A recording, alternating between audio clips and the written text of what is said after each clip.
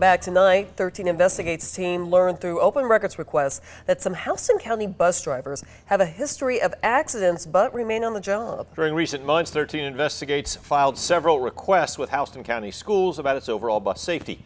Jacob Reynolds joins us after combing through those numbers.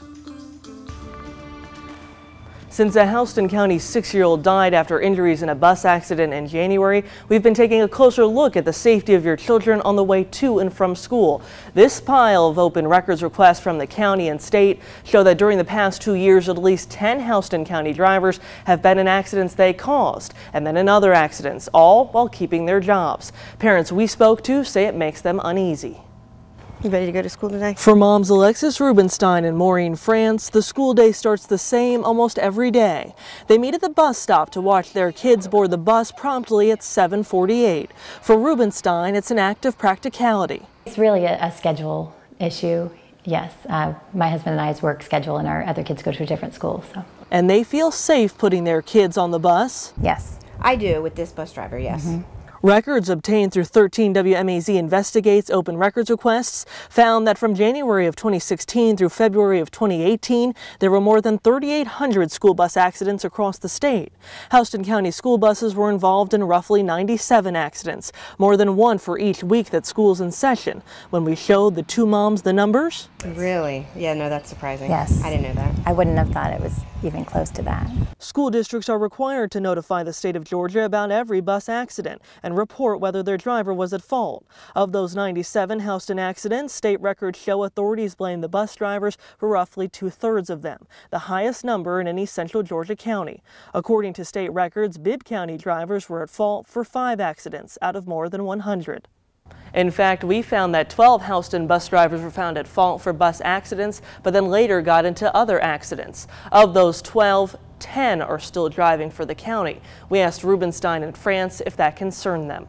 I mean, it does a little bit, but I would hope that they're looking at each individual accident. You know, like she said, if it's tree branch, okay. It would bother me if it was a negligence or something that showed that they were being careless, as opposed to something small. Looking further at those bus records, we found that since 2016, there are 6 Houston drivers who have been found at fault for more than one accident. That hasn't happened anywhere else in central Georgia. 4 are still driving. And Houston County also had 4 accidents in that time where a person was injured and the bus driver was found at fault. Over 2 years, that's happened just once in the rest of central Georgia. 3 of those drivers are still active. Have a good day. Love you. Luckily, Rubenstein and France say they like their kid's bus driver, but know the trust it takes to put their children behind someone else's wheel. Realistically, when you put your kids in the bus, you're putting them into the bus driver's hands. And if they're not paying attention or they're not putting everything into it, then your child is vulnerable. And France says the district should take a new look at whom drives their buses. I think they just need to reevaluate everything and literally look into every single one. And unfortunately, we can't have, major accidents and have bus drivers still working. We've reached out repeatedly to Houston County Schools to ask questions about its school bus policies. We received this email from spokeswoman Beth McLaughlin. It says, quote, "Under advice of our legal counsel, we are not discussing any and all topics related to bus accidents. This includes related personnel policies and the transportation department in general." Back to you. As we said in the story, those accident reports varied from minor fender benders to more serious accidents with injuries.